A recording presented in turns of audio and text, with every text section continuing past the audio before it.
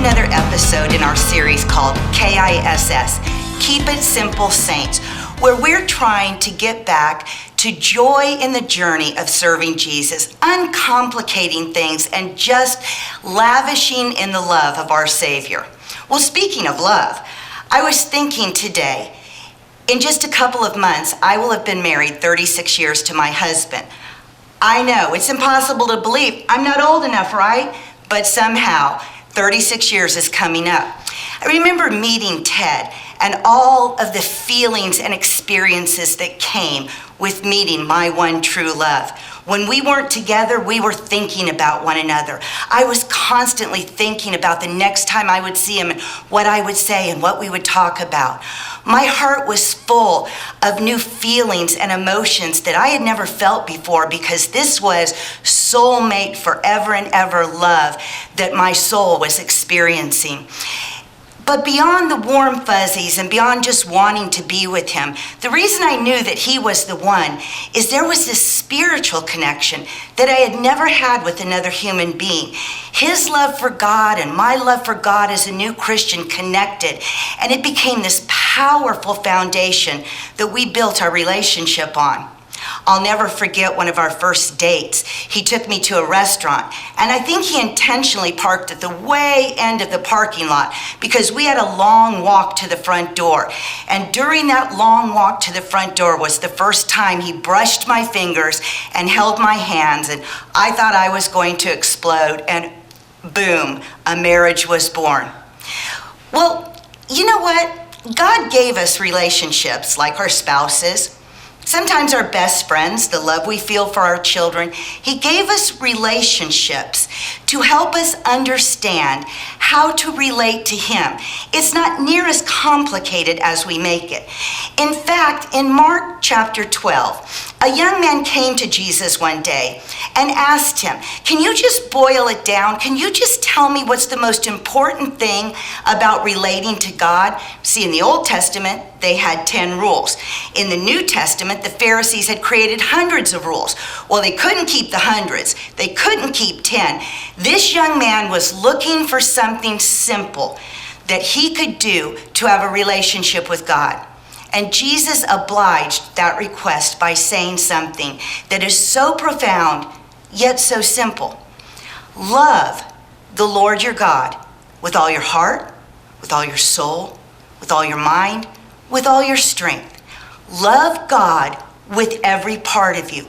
Just the same way you fell in love with the love of your life, you fall in love with the Savior of your soul.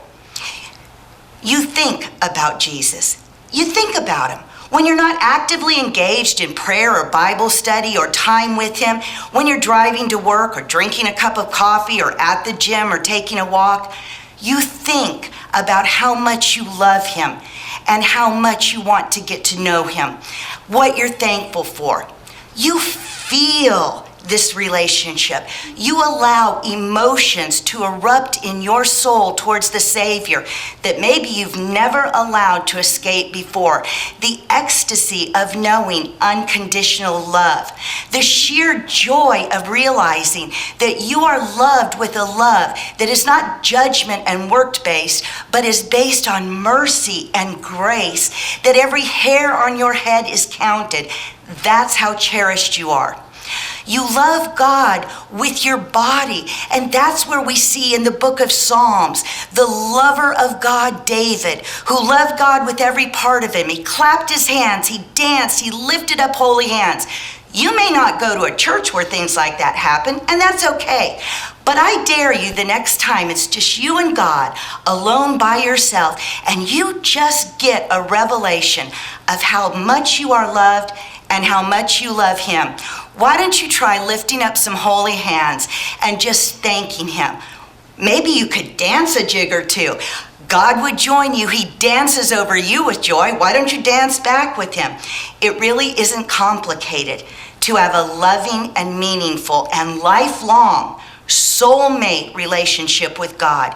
He's given us earthly templates, the way that we love one another, to show us how we should relate to him in love. It's not complicated, friend. It just has to be done. fall in love with Jesus.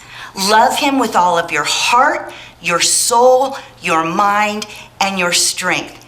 And the amazing thing is, as you are busy loving him, you will fall in love with yourself and, as an extension, other people. That's the promise that Jesus gave when we're in right relationship with him. We will have a love for ourselves that makes us not concerned and obsessed about ourselves like we are when we don't love ourselves, but frees us to generously relate to and love other people.